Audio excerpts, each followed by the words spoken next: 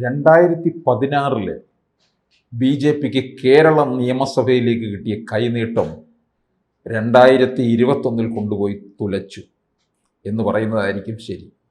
2026 കേരളത്തിലെ ഒരു 11 നിയമസഭാ മണ്ഡലങ്ങളെങ്കിലും നോട്ടമിടുന്നുണ്ട്.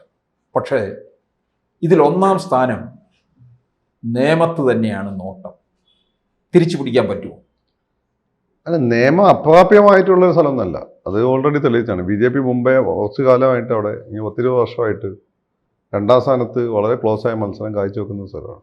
അവിടെ ബി ജെ പി 2ാം സ്ഥാനത്ത് കയറുന്നവിടെ കോൺഗ്രസ് ആണ് 3ാം സ്ഥാനത്ത് പോയത്. സുരേന്ദ്രൻ പിള്ളയ്ക്ക് എനിക്ക് 2011 ഇലക്ഷനിൽ 10,000 വോട്ടോ വളരെ ദയനീയമായി 10,000 വോട്ടോ മറ്റേ കിട്ടിയിട്ടുള്ളൂ. അത് പറയുമ്പോൾ മൂപ്പരെ കമ്മ്യൂണിറ്റീൻ്റെ ഇത്ര വോട്ടുണ്ട്, ആ വോട്ട് കിട്ടിയില്ല. അപ്പോൾ ഞാൻ അന്വേഷിച്ചാൽ മൂപ്പരെ കമ്മ്യൂണിറ്റിപ്പെട്ട ഭൂരിപക്ഷം ആളുകൾ ബി ജെ പിക്കാർ, ആ വോട്ടൊന്നും അങ്ങോട്ട് താമരക്കേ പോയിട്ടുള്ളൂ. പിന്നെ അത് മൂപ്പരെ കിട്ടിയ കോൺഗ്രസ്സുകാരെ വോട്ടാണെന്നും പറയാറുണ്ട്. നിയമത്തിൻ്റെ ഒരു പ്രത്യേകത എന്ന് വെച്ചാൽ ബി ജെ പിക്ക് നല്ല സ്വാധീനമുള്ള ഒരു പ്രദേശം. അതിൻ്റെ ഒരു ഭൂപ്രകൃതി അങ്ങനെയാണ് ആ സ്ഥലത്തിൻ്റെ. സത്യത്തിൽ ഈ വാർഡ് വിഭജനം നടന്ന ഈ മണ്ഡല പുനർനിർണ്ണയം നടന്ന സമയത്ത് തന്ത്രപരമായി പിന്നെ ഈ കോൺഗ്രസ്സുകാരും CPM-മാരും കൂടി കല്ലിയൂർ പഞ്ചായത്തിൽ നിന്ന്, ശരിക്കും കല്ലിയൂർ പഞ്ചായത്ത് തന്നെ നിയമമായിട്ട് ചേർന്ന് നിൽക്കുന്ന പഞ്ചായത്താണ്. അപ്പം എന്നുവെച്ചാൽ ഹൈവേയുടെ ഇടതുവശം നിയമവും വലതുവശം ഈ പറയുന്ന കല്ലിയൂർ പഞ്ചായത്തും. കല്ലിയൂർ പഞ്ചായത്തിനെ തന്ത്രപരമായിട്ട് പിന്നെ നിയമത്തിൽ ഉൾപ്പെടുത്തി ആ കോവളത്തിട്ടു. കല്ലിയൂർ പഞ്ചായത്ത് ബി ജെ പിക്ക് ശക്തമായ സ്വാധീനം, ബി ജെ പി ഭരിച്ചുകൊണ്ടിരുന്ന പഞ്ചായത്താണ്. ഇപ്പോഴാണ് പറഞ്ഞത്, ഇപ്പോൾ ഒറ്റക്കക്ഷി ബി ജെ പിയാണ്. ആ കല്ലിയൂർ പഞ്ചായത്ത് ഈ നിയമത്തിൻ്റെ കൂടെ വന്നു കഴിഞ്ഞാൽ ബി ജെ പി സ്ഥിരം ജയിക്കുന്നൊരു മണ്ഡലമാണത്. പക്ഷെ അങ്ങനെയല്ല, അത് വളരെ തന്ത്രപരമായിട്ട് ബി ജെ പിക്കാർക്ക് അത് ഫൈറ്റ് ചെയ്ത് നിൽക്കാനും പറ്റിയില്ല. അപ്പോൾ ഇപ്പോഴത്തെ നിയമമണ്ഡലത്തിൽ തന്നെ നോക്കണം, അവിടെ ഇപ്പോഴത്തെ നിയമമണ്ഡലത്തിലാണല്ലോ രാജഗോപാൽ ജയിച്ചിട്ടുള്ളത്. അപ്പം ബി ജെ പിയുടെ ഒരു സ്വാധീനം നന്നായിട്ടുള്ള, എന്നാൽ CPM-ന് നല്ല സ്വാധീനമുള്ള സ്ഥലമാണ്. അവിടെ കോൺഗ്രസിൻ്റെ സ്വാധീനം വെച്ചാൽ കോൺഗ്രസിൻ്റെ സ്വാധീനമാണ് പിന്നെ ബി ജെ പിയുടെ സ്വാധീനമായിട്ട് അവിടെ മാറിയിട്ടുള്ളത്. കഴിഞ്ഞ തവണ മുരളീധരൻ മത്സര സമയത്ത് കോൺഗ്രസ് വോട്ടുകൾ തിരിച്ചു വന്നു എന്നുള്ളതുകൊണ്ടാണ് അവിടെ കുമ്മനം തോറ്റത്. പിന്നെ കുമ്മനത്തിനും പിന്നെ രാജേട്ടൻ നമ്മൾ വ്യത്യാസം, കുമ്മനത്തിന് രാജേട്ടൻ്റെ അത്ര ഒരു പോപ്പുലർ വോട്ട് നേടാൻ പറ്റില്ല. രാജേട്ടൻ പ്രായം ചെന്ന ഒരാൾ, കുറച്ചുകൂടെ എല്ലാവർക്കും ഒരു വാജ്പേയിയും കുമ്മനം ഒരു അഡ്വാനിയുമാണ്. അപ്പം അതിൻ്റെ ഒരു പ്രശ്നം അവിടെ ഉണ്ടായിരുന്നു. പിന്നെ ബി ജെ പിക്ക് ഓവർ കോൺഫിഡൻസ് അവിടെ ജയിക്കുന്നുള്ളത്. പിന്നെ രാജേട്ടൻ അവിടെ മത്സരിച്ച സമയത്ത് രാജേട്ടന് ഭയങ്കര തലക്കനായി പോയി എന്നൊക്കെ നാട്ടുകാർ പറയാറുണ്ടായിരുന്നു. ഈ രാജേട്ടൻ്റെ സ്വഭാവം നമുക്കൊക്കെ അറിയാം, പക്ഷെ നാട്ടുകാർ കൂടുതൽ പ്രതീക്ഷിച്ചു കുറച്ചും കൂടെ. അത്രയും വന്നിട്ടില്ല. ഇതെല്ലാം കൂടി കൊണ്ടാണ് തോറ്റത്. ബി ജെ പി അവിടെ പ്രിഡോമിനൻ്റ് നല്ല സ്വാധീന ശക്തിയുള്ള, പിന്നെ അതേസമയം തന്നെ ആർക്ക് വോട്ട് ചെയ്യണമെന്ന് ഇലക്ഷൻ ഒരു ദിവസം മുമ്പ് തീരുമാനിക്കുന്ന ഒരു അർബൺ മിഡിൽ ക്ലാസ്സിൽ നല്ല സ്വാധീനമുള്ള മണ്ഡലമാണ്. അവരാണ് അവിടെ ആര് ജയിക്കണമെന്ന് തീരുമാനിക്കുന്നത്. ശിവൻകുട്ടിയുടെ ഒരു പ്രത്യേകത, ശിവൻകുട്ടി അവിടെ എല്ലാ വീട്ടിലും എത്തുന്ന ഒരാളാണ്. ഏത് കാര്യത്തിൽ ശിവൻകുട്ടി ഇടപെടും, ശിവൻകുട്ടി ഫോൺ ചെയ്യും. അങ്ങനെ എന്തിനും ഏതിനും മാമച്ചെന്ന് പറയുന്ന പോലെ എന്തിനും ഏതിനും ശിവൻകുട്ടിയാണ്. എന്നിട്ട് ശിവൻകുട്ടി തോറ്റു. പിന്നെ ശിവൻകുട്ടി ജയിച്ചു. ശിവൻകുട്ടി ജയിക്കുന്നത് മുരളീധരൻ ബി ജെ പിൻ്റെ വോട്ട് പിടിച്ച് മാറ്റിക്കൊണ്ടാണ്. അതിൻ്റെ വിലയാണ് മുരളീധരൻ തൃശ്ശൂർ കൊടുത്തത്, പല സ്ഥലത്തും കൊടുത്തത്. അതുകൊണ്ട് കോൺഗ്രസ്, അതുകൊണ്ട് ഇനിയിപ്പോൾ കോൺഗ്രസിനെ കൊള്ളാവുന്ന ആരെങ്കിലും അവിടെ മത്സരിക്കുമെന്ന് എനിക്ക് തോന്നുന്നില്ല. കാരണം കൊള്ളാവുന്ന ആരെയും മത്സരിച്ച് അവർ ബി ജെ പിയുടെ ശത്രുതയ്ക്കെതിരാകും, ബി ജെ പിക്കാർ വേട്ടയാടി തോൽപ്പിക്കുകയും ചെയ്യും.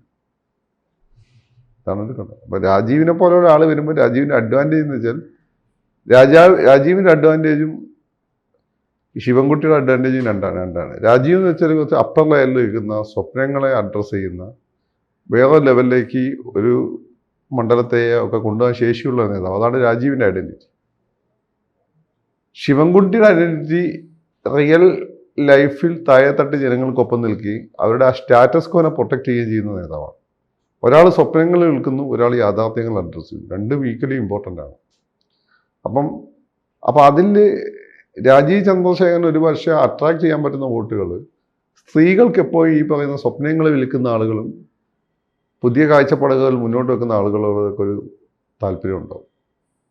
അത് ശശി തരൂരിൻ്റെ തിരുവനന്തപുരത്ത് എപ്പോഴും കിട്ടുന്നൊരു ആനുകൂല്യമാണ്. അപ്പം ഒന്നത്. രണ്ട്, യുവാക്കളെ സംബന്ധിച്ചിടത്തോളം അവർക്ക് നിലവിലുള്ള സൃഷ്ടമല്ല, മുന്നോട്ട് പോകാനുള്ള സാധനമാണ് അവർ നോക്കുക.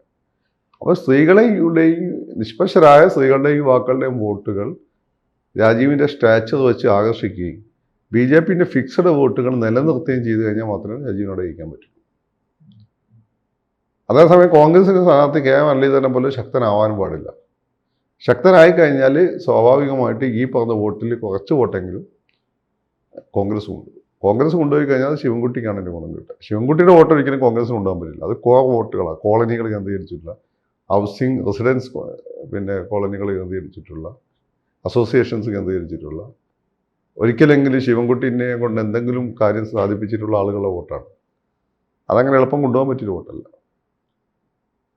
മറ്റൊരു ഈ രാജീവ് ചന്ദ്രശേഖർ തന്നെ നിന്നാലേ അവിടെ വിജയിക്കുകയുള്ളൂ എന്നുണ്ടോ? അങ്ങനെയല്ല.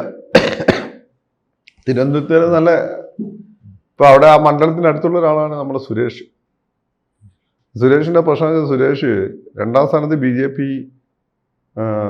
മറ്റേ അവിടെ ഉണ്ട്, പിന്നെ വട്ടിയൂർക്കാവിൽ 2ാം സ്ഥാനത്ത് നിന്ന സമയത്ത് സുരേഷ് മത്സരിച്ച 3ാം സ്ഥാനത്തായിപ്പോയത്.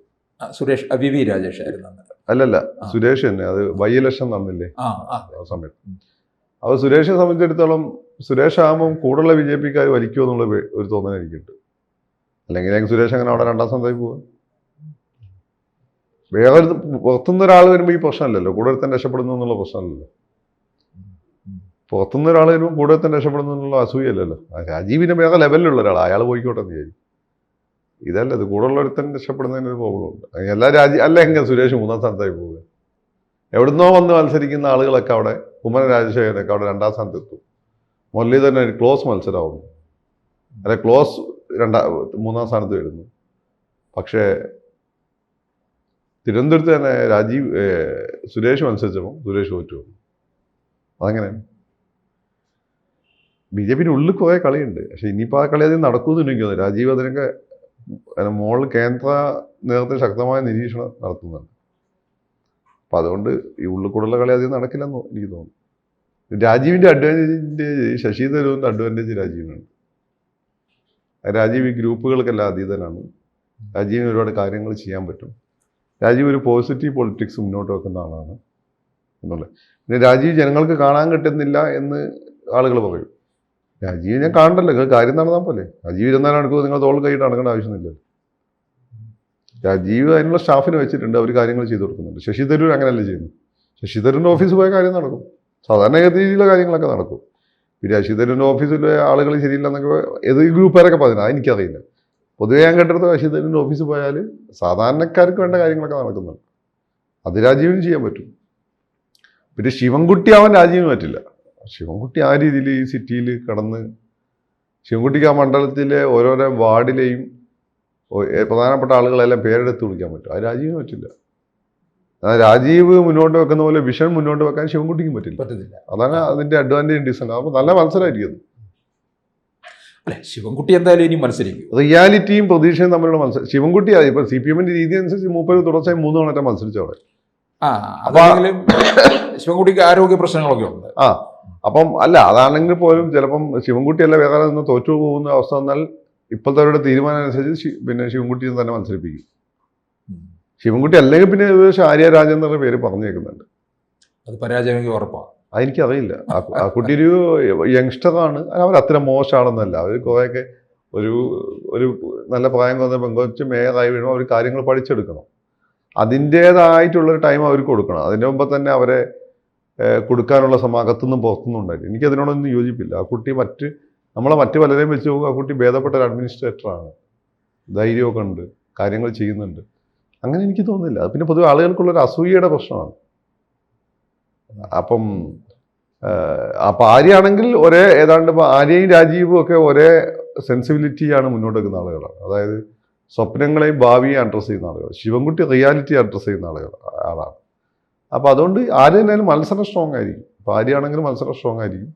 ആര്യയാകുമ്പോൾ എന്താണെന്ന് വെച്ചാൽ രാജീവ് ഒന്ന് റിലാക്സ് ചെയ്യാൻ പറ്റും. ശിവൻകുട്ടിയാണ് റിലാക്സ് ചെയ്യാൻ പറ്റും. കാരണം ശിവൻകുട്ടി മറ്റൊരു മേഖലയിൽ അഗ്രഗണ്യനാണ്.